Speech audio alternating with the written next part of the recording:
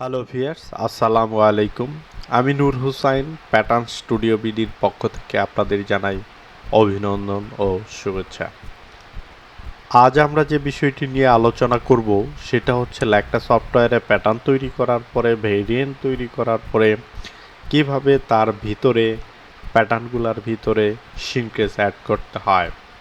Shrinkage দুইভাবে add করা যায়, ম্যানুয়াল সিস্টেমেও শ্রিঙ্কেজ অ্যাড করা যায় আর ভেরিয়েন্টের ভিতরেও শ্রিঙ্কেজ অ্যাড করা যায়।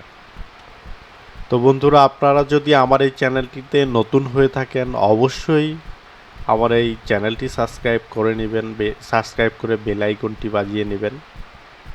আর প্রত্যেকটা ভিডিও পার্ট টু পার্ট দেওয়া আছে লেকট্রা সফটওয়্যার অপারেটিংয়ের, আপনারা ভিডিওগুলো দেখে নেবেন। একটা ভিডিও আরেকটা ভিডিওর সাথে সম্পর্ক রয়েছে। একটা ভিডিও যদি দেখেন পরবর্তী পার্টটাতে যদি না দেখে আবার 3 নাম্বার পার্টটাতে যদি দেখতে চান তাহলে মাঝখানের যে পার্টটি রয়েছে সেটার ভিতরে কি আলোচনা করা হয়েছে সে বিষয়টি নিয়ে আপনি ভালো করে বুঝবেন না। এর জন্যই আপনাকে প্রত্যেকটা বিষয় গুরুত্ব সহকারে খুব ভালো করে বুঝতে হবে, বারবার দেখতে হবে।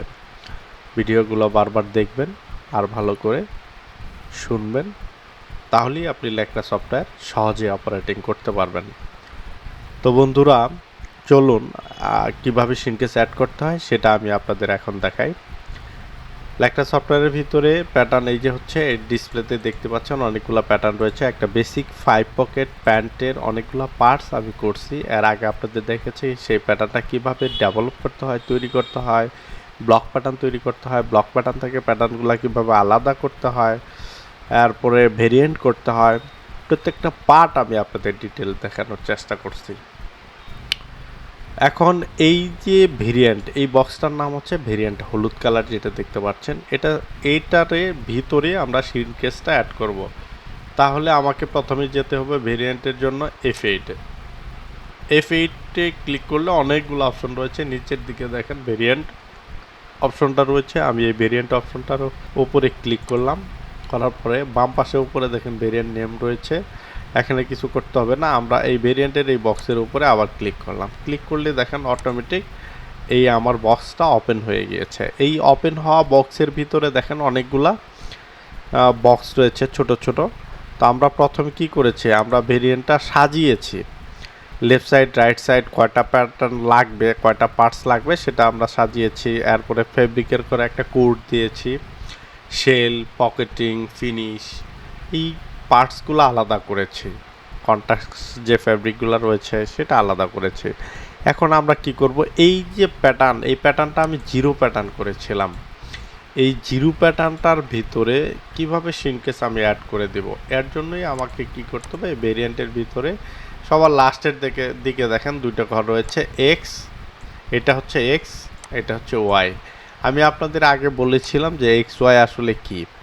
এক্স হচ্ছে লেন্থের দিকে আর ওয়াইটা হচ্ছে উইথের দিকে। আমরা লেন্থ উইথে এখন প্যাটার্নের ভিতরে শ্রিঙ্কেজ অ্যাড করব।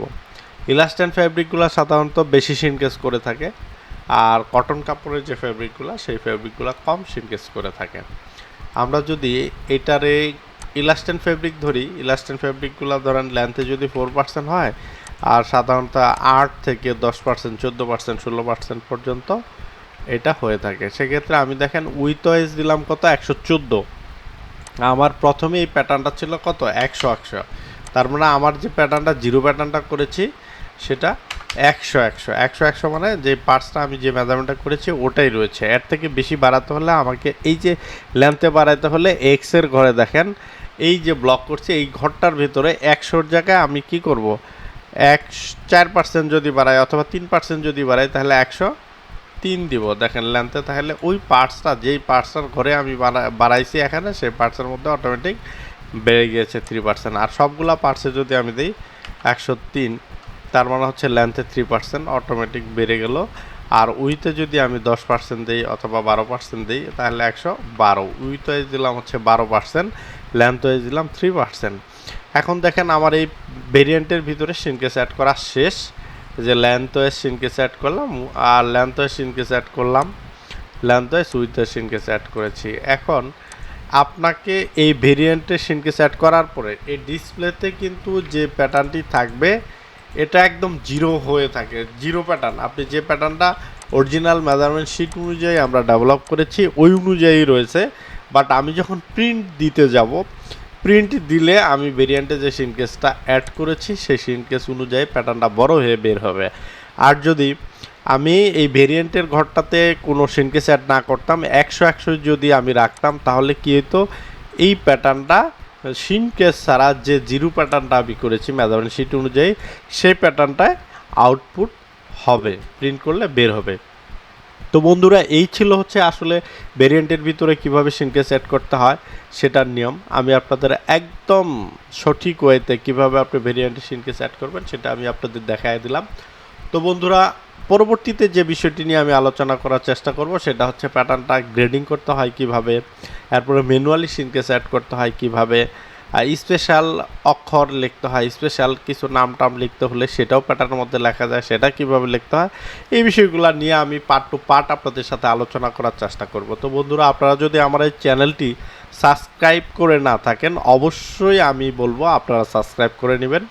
আর প্রত্যেকটা পার্ট ভিডিও দেওয়া আছে, সেগুলো আপনারা দেখে নেবেন। একটা যদি না দেখেন, পরবর্তী পার্ট যদি মিসিং করার পরেরটা দেখতে চান, তাহলে আপনার মাঝখানের পার্টটি নিয়ে কি আলোচনা হয়েছে সে বিষয়টা ভালো করে বুঝবেন না, তাহলে আপনি একটা সফটওয়্যার অপারেটিং করতে চাই সমস্যার সম্মুখীন হতে পারেন। এর জন্যই আমি মনে করি আপনাদের প্রত্যেকটা পার্ট টু পার্ট যেভাবে দেওয়া আছে খুব গুরুত্ব সহকারে আপনারা দেখে নেবেন। আর অবশ্যই চ্যানেলটি সাবস্ক্রাইব করে নেবেন আর শেয়ার করতে ভুলবেন না, নিজে দেখবেন, অন্যজনকেও দেখার সুযোগ করে দেবেন। তো বন্ধুরা, পরবর্তী ভিডিও দেখার জন্য আপনাদের আমন্ত্রণ রইল। আজ এ পর্যন্তই। ভালো থাকুন, সুস্থ থাকুন, আল্লাহ হাফেজ।